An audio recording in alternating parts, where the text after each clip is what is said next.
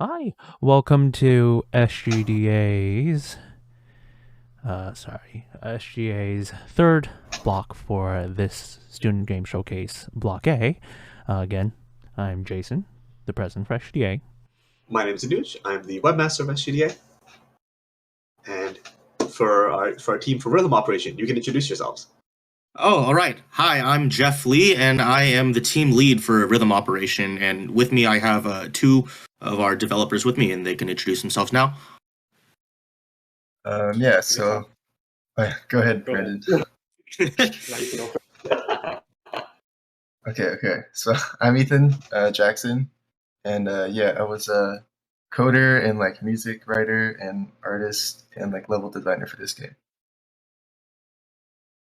Hi, my name is Brandon Trong. I was the UI and developer for this game. Awesome. We can get started. We can get started with the game now. But as we go, we'll be asking questions such as, where is everybody calling in from? Where did you all get to meet and build the game together? All right, so all of us met together here at UCLA. We're all UCLA students, and we're part of ACM Studio. And we built this game as part of our SRS showcase that we have every single year. And that's where we met. But it's summer right now. I'm calling in from Orange County right now. That's where I'm from. And I'll let my other developers speak for themselves. Awesome. Yeah, I'm in California right now.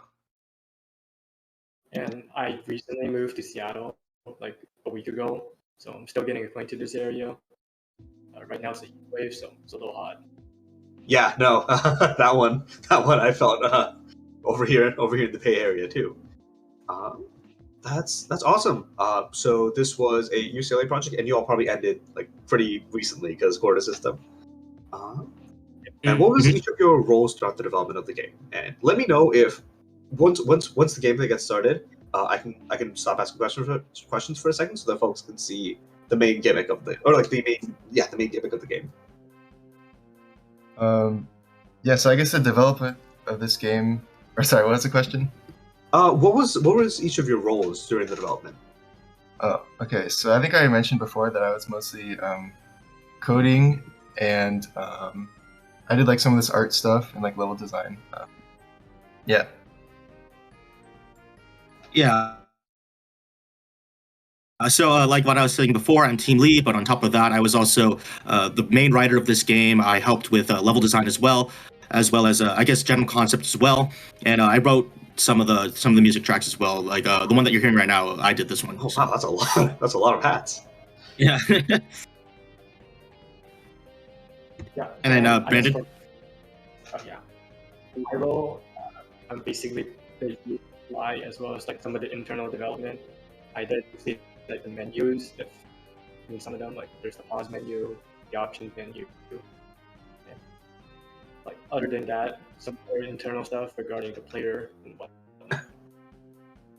On the note of the UI, the UI was something that was really cool. I thought that it was like it reminded me because I know that right now there have been a couple of rhythm shooters out there. I believe that BPM and Metal Hellsinger are two that come to mind, but like this is the first rhythm platformer that I've seen. So, what makes the gameplay of Rhythm Operation different from other types of games? Yeah, so I guess I can speak to that. Like you were just saying, rhythm platformer is not really a genre that you've really seen around anywhere. And I kind of just, when I was coming up with this idea when SRS Showcase was, or SRS Studios was kind of just going on right before it was starting, I was like, what kind of game would be a really fun and unique thing to do? And, a lot of times people make platformers, and some platformers are some of my favorite games that I've ever played.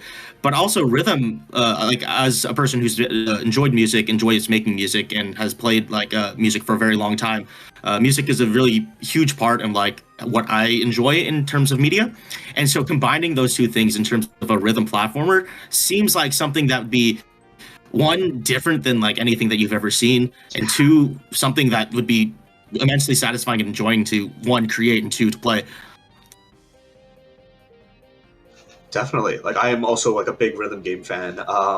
It's a genre that I've like also grown up on, and I thought that it was one part that really made this game a lot easier to get into was the fact that losing the rhythm doesn't damage you, but it does stun you.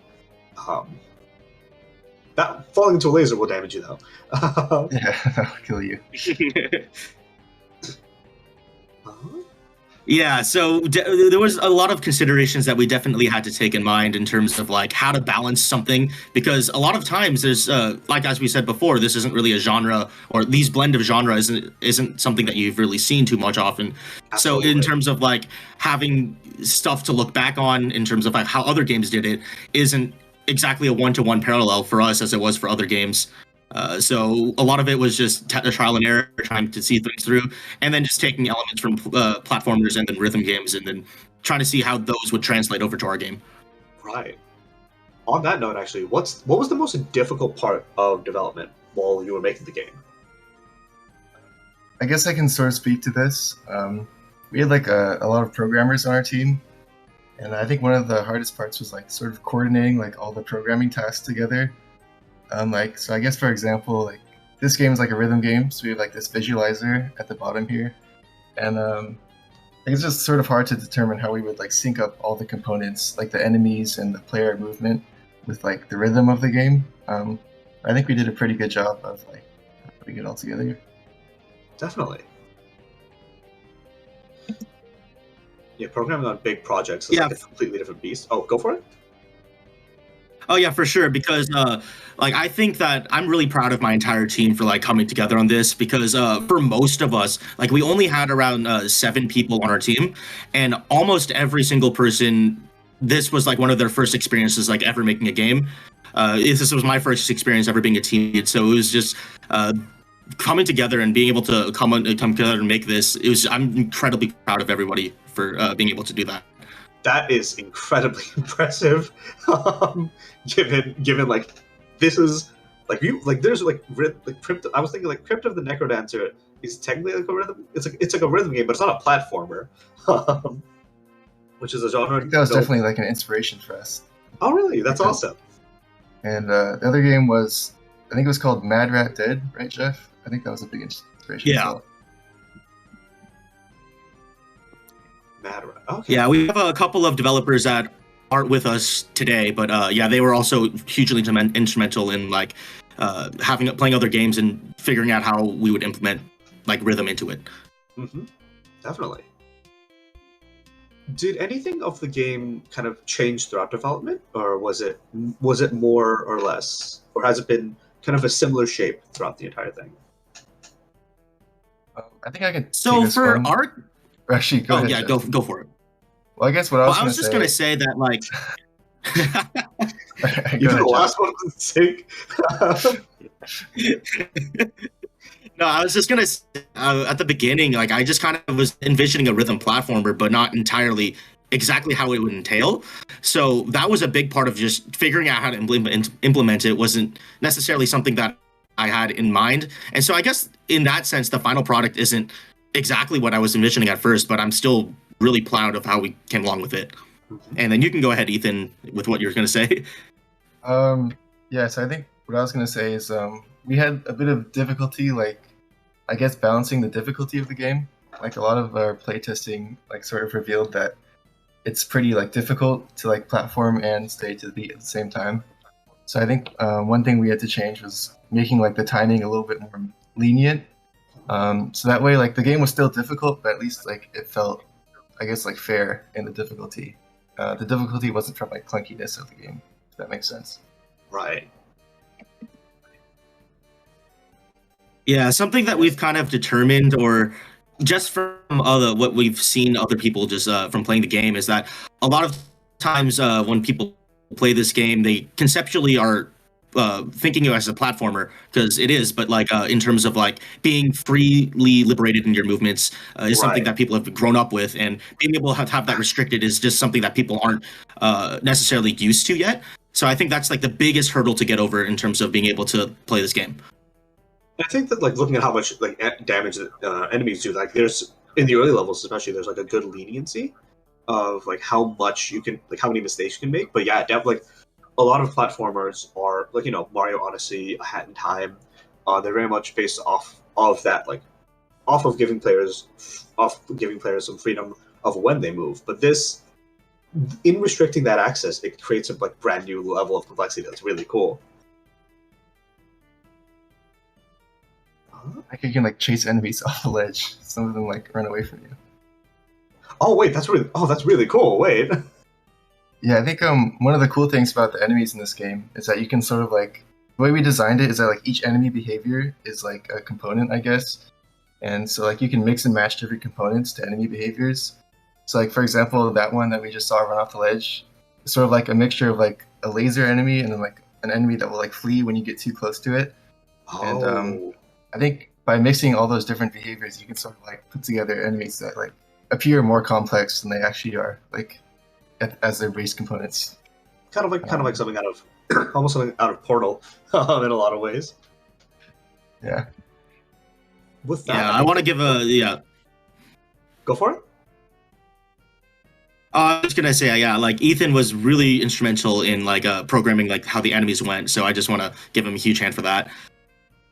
Definitely, that actually leads us well because I think right now is about a time where we should probably start wrapping up. So before we end this call, is there anybody that the team would like to shout out, mention, anything like that? Yeah, definitely. Like I said before, we have around 7 developers on our team, and only 3 of us were able to make it today. So yeah, I want to shout out Chloe, shout out Jeffrey, shout out Alvin, and shout out Theodore, who 2 of them helped instrumentally with creating all of the art for this game. And then the other 2 were programmers that were really instrumental in helping with dialogue boxes, with the player mechanics, and all those other things. And on top of that, I want to give a huge shout out to ACM Studio and everybody there just for giving us this opportunity to make and play this game. So yeah. Yeah, I guess in terms of my shoutouts, I think the artists did a really good job on this game of making this like cool like pixel art aesthetic, and it was fun as well to like get to work with them to make the aesthetic of this game visually. I guess for me, I want to like shout out my entire team. It was definitely a very fun experience working with everyone, and I really liked how our end product came out, and I'm looking forward to working more on it in the future. I'm also looking forward to the future of this game. It was super fun. Thank you to Rhythm Operation for taking the time to speak with us. For now, we're going to be moving on to our next panel of the day. That would be the engineering panel, so we'll all Yes. see you all later. See you all later. Thank you. Thanks, guys.